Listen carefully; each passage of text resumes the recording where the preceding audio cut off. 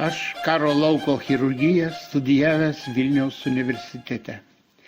Mes, medikai, buvome rengiami dirbti karo sąlygomis. Vėliau jau dirbdamas chirurgų, traumatologų, dažnai pasijusdavau lyg karo lauko zonoje. Niekada nežinodavai, kokį sužeistą žmogų tau atveš po avarijos, sužalota gamykloje, nutrauktomis rankomis, kojomis. Arba kareivėlių iš šiaurės miestelio, peršautų, susisprogdinusių. Bet iki tos lemtingos dienos, sausio 13, galėjau sakyti, kad tekdavo dirbti lyg karo lauke. Sausio 13 naktis pakeitė mano ir kaip žmogaus, ir kaip chirurgo gyvenimą. Ta naktį aš atsidūriau pragare. Aš atsidūriau tikrame karo lauke. Kažkodėl labai aiškiai prisimenu sausio 12 dienos šaltį. Buvo be galo drėgna, šalta, kūną stingdanti nemaloni diena. Bet su mažais vaikais ir žmona Daiva ėjome ir prie parlamento, ir prie bokšto. Tame geliančiame šaltyje tvyrojo dar labiau viską persmelkiantis nerimas. Vakare sušalę grįžome namo. Tik atsigulėme ir išgirdome duslius šūvius. Jei šaudo, vadinasi, bus aukų. Chirurgo pareiga skubėti į ligoninę. Namie kilo maišatis. Maži vaikai verkė, tempė už skverno. Tėti, nevažiuok. Žmona ruošėsi važiuoti kartu. Apraminau namiškius. Su tėvu Mečislovu Vitkumi sėdome į seną Maskvičių ir atlėkėm į Raudono kryžiaus ligoninę, kurioje dirbome.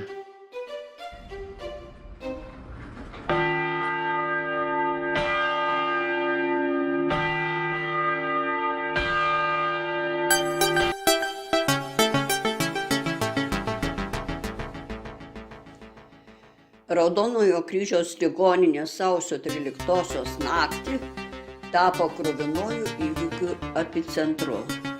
Čia vežė beveik visus sužeistus prie televizijos bokšto. Tuo metu į ligoninę buvo galima patekti pro 3 vartus. Iš Pirties pusės, iš Tilto gatvės ir iš dabartinės Žygimantų gatvės, kur įvažiavimo arka dabar užmūryta. Greitosios pagalbos mašinos su jungtomis sirenomis važiavo pro visus 3 vartus.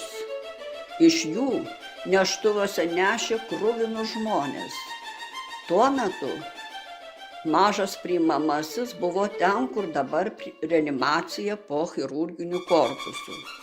Priimamajame tuoj nebebuvo kur padėti kojos. Ant suolų sėdėjo sutvarstyti žmonės, kurie dar galėjo sėdėti. Ant grindų vienas prie kito neštuvai. Tėvas M. Vitkus sėdo prie telefono koordinuoti veiksmų, aš su chirurgu Renaldu Vaičiūnu ėmėme skirstyti sužeistuosius. Šiandien apie tai pasakoju paprastai žodžiais, nes neturiu žodžių, kurie galėtų išreikšti tos nakties siaubą.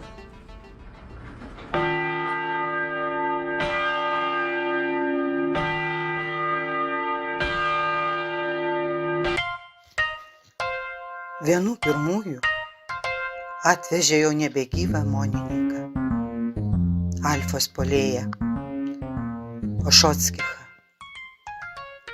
Iš pradžių nesusigaudė, jis buvo tik su maskuojančia uniforma, be jokių Alfos apsaugų ar žymių. Jam buvo šauta į nugarą. Nugaros pusėje buvo tik maža skylutė, o priekyje žiojėjo didžiulė kulkos išėjimo žymė. Supratome, kad buvo šaudoma decentruotomis kulkomis. Jos lekia dideliu greičiu ir sužaloja daug organų. Į jį šovė savi, kolegos. O gal kulka atšoko rikošetu? Išgyventi decentruotomis kulkomis nušautam žmogui beveik nėra vilčių. Aš dar spėjau tas žaizdas nufotografuoti. Supratom, kad privalome išsaugoti įkalčius, jog amonininką nušovė savi. Tėvas suorganizavo, kad kūną slapta išvežtų į Polocko gatvę, kur buvo ekspertizės biuras, ir padarytų autopsiją. Rytą į ligoninę prisistatė amonininkai ieškoti saviškio. Ieškokit, parodėm krūvą lavonų. Jie peržiūrėjo ir išvyko.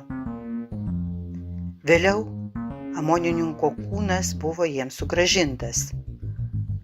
Nesenai perskaičiau, kad buvo laidojamas Maskvoje, kad valstybė išskyrė 100 rublių ir palaidojo jį tik draugai.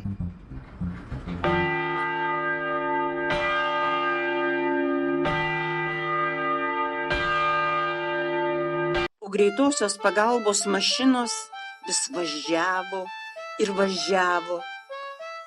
Mes su Ervaičiūnu skirstome, kur nešti atvežtus žmonės.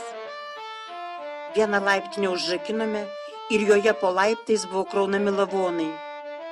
Vėliau jos išnešė į kiemą, į garažą. Reikėjo atlaisvinti vietos dar gyviems. Vieni sužeistieji suraižyti stiklų šukėmis, nes kai prie bokšto ėmė šaudyti tanketės tuščiais šoviniais virš žmonių galvų, televizijos bokšto pirmajame aukšte visų perimetrų išbyrėjo stiklai. Jie krito ant žmonių, kiti sužeistieji peršauti, dažniausiai į kojas. Kerpam drabužius, žiūrim kokie sužalojimai ir siunčiam į operacinę. Laipiojam per tuos neštuvus, žmonės dejuoja, greitosios kaukia, durys neužsidaro, veža ir veža naujus sužeistuosius. Jau reikia skubėti į operacinę, bet dar galo nesimato sužeistųjų vežimui. Tai buvo tikra karo lauko ligoninė. Ne kariuomenė patirtos pratybos, nematyti kariniai filmai. Tai buvo tikra protų nesuvokiama sausio 13 naktis Vilniaus centre.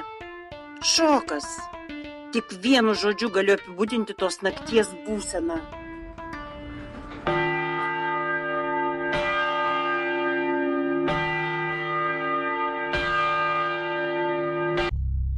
Prisimenu Bredelį. Jis nukentėjo nuo pirmųjų tankų patrankų šūvių. Visas kriokiantis, veidas išburkęs dvigubai, pajuodęs lyg keptuvė, priinkrustuotas parako, plaučiai atitrenkti, kvėpuoti negali, trachėjoje vamzdelis, tinklainė atšokusi, nieko nebemato. Pilna kontūzija. Visur kraujas. Pagalvojau, kad man nebėra ką daryti. Atvežė Loretą. Paliečiau jos kojas, oda nudeginta, tanko vikšrų įspaudai, o dubuokai paliečiau, lyg kruopų maišelis, visiškai sutrupintas tanko vikšrų. Ji dar kalbėjo, pasakė adresą, ar aš gyvensiu.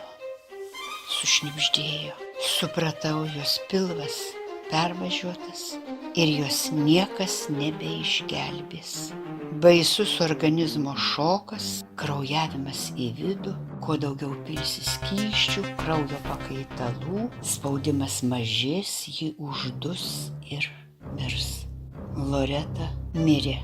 Tada atvežė Titą Masiulį.